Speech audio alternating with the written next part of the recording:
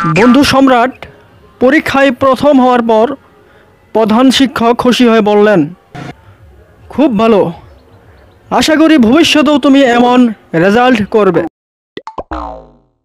সম্রাট বলে, ধন্যবাদ স্যার, আমিও আশা করি আপনি ভবিষ্যতেও প্রশ্নপত্র আমার বাবার প্রিন্টিং প্রেসে ছাপাবেন।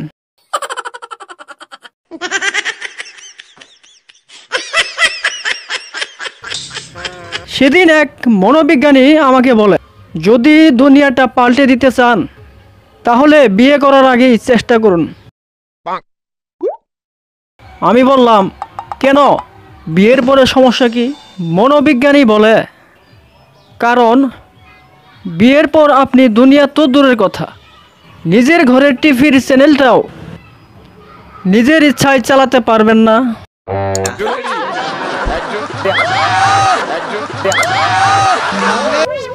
কি এক আজব ঘটনা! একটি মেয়ে প্রতিদিন আমাকে দেখলেই মাথা নিচু করে মুচকি হেসে চলে যায়। ভাবলাম হয়তো মনের মানুষ পেয়ে গেছি, কিন্তু আজ জানতে পারলাম এটা আমার ছোট ভাইয়ের গার্লফ্রেন্ড, তাই আমাকে এত শ্রদ্ধা করে।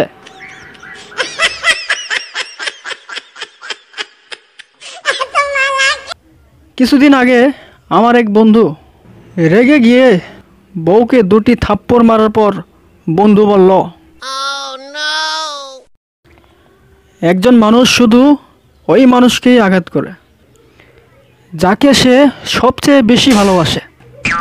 তারপর বন্ধুর বউ বন্ধুকে 3টি থাপ্পড়, 4টি লাথি আর 12 বার ঝাড়ু পেটা করার পর বলে, তোমার কি মনে হয় শুধু তুমি আমাকে ভালোবাসো?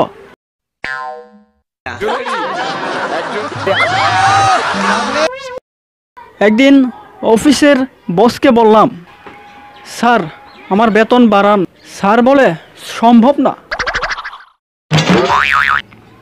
তাহলে আগামীকাল থেকে আমাকে বিকাল 5টার পর ছুটি দিতে হবে।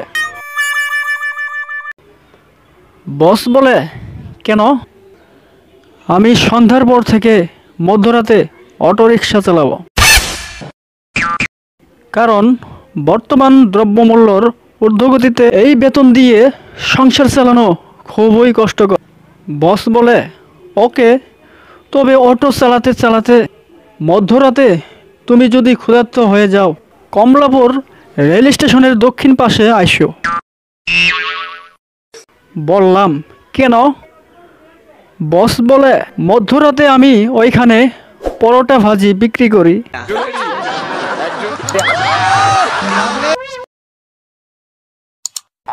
তো পূর্ণিমা ম্যাম অনেক শখ করে চাচাতো বোনকে বিয়ে করেছে, দেখতে যেন মায়াবীপুর।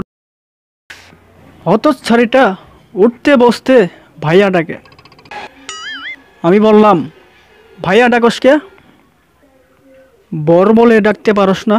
বউ বলে, না, আমার শরম করে। হায় রে আমার পুরা কপাল, বইয়ের মুখে শুনতে হচ্ছে ভাইয়া।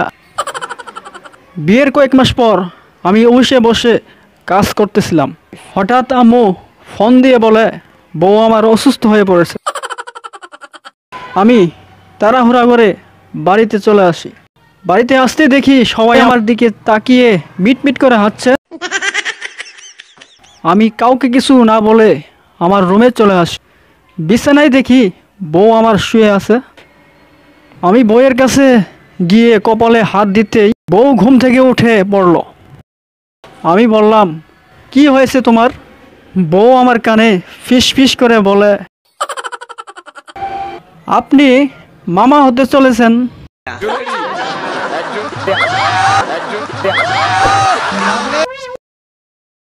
ভিডিওটি ভালো লাগলে প্লিজ চ্যানেলটি সাবস্ক্রাইব করে পাশে থাকুন। সবাই ভালো থাকুন। খুদা হাফেজ।